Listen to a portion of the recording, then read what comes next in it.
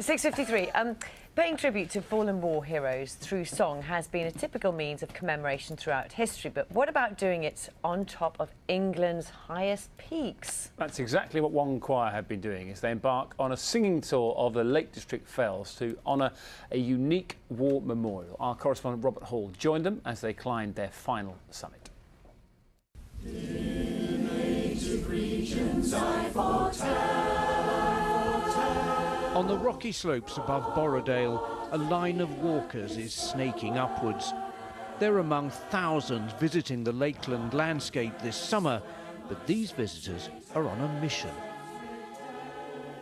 Almost a century ago, another column of men and horses was climbing into the clouds, here to build a cairn commemorating the lost Lakelanders of World War I. In the years that followed, the idea grew. Fell walkers raised cash to buy 12 mountains, creating the UK's largest and most dramatic memorial. In native regions I foretell. Now that moment has been marked with music.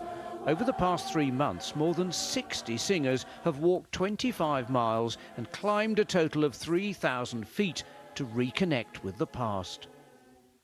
I thought it was such a great opportunity. It's such a fantastic project. I'm a local musician, and the opportunity to do anything that's in the Fells is great. But the combination of bringing singers together in this amazing landscape for this particular project was just too good an offer to refuse. It was like a gift for a musician.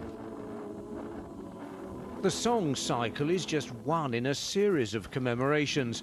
Earlier this year, a group of park rangers defied the winter ice and rain to rebuild that memorial cairn 970 metres up on the summit of Scafell Pike. That wheresoever my steps may tend. Another reminder of the spirit of remembrance that lay behind what became known as the Great Gift. It's been huge. It's been an amazing undertaking, but we've had so much help from everybody. The mountain leaders have given their time and their expertise for free to help the project happen. So it's been absolutely amazing, and it's just so nice to see it all come together and see it all happen.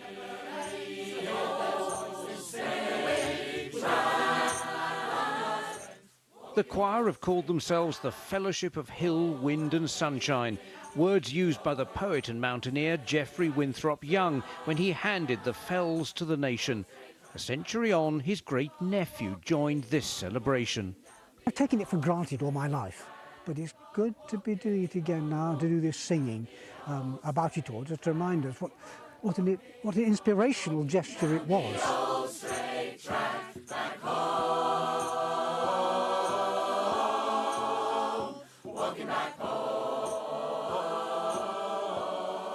Robert Hall, BBC News, Thorneythwaite Fell.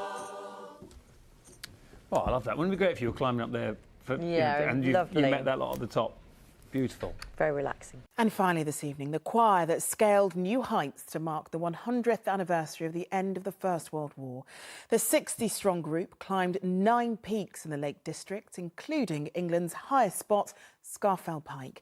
At each summit, they sang moving tributes to Britain's war dead. Paul Davis on their unique memorial.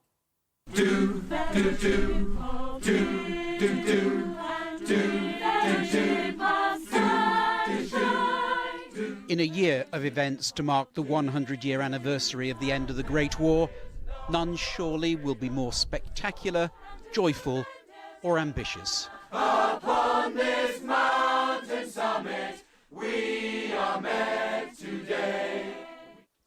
Before they can perform, each choir member has had to climb up to some of England's highest peaks.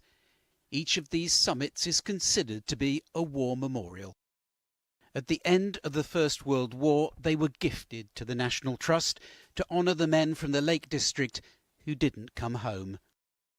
It was known as the Great Gift, and to mark its 100th anniversary, National Trust volunteers have been restoring England's highest memorial at the summit of Scafell Pike. Then came the idea to celebrate this act of generosity in song. For people to club together and have that greatness of spirit to buy these mountains and then gift them to the nation It's just an incredibly visionary act, and I was really determined that I wanted to do something to honour that. And that is what this high-climbing choir achieved in a series of performances, ensuring for a short and very special time the fells were alive with the sound of remembrance. Freedom is freedom. Paul Davis, ITV News.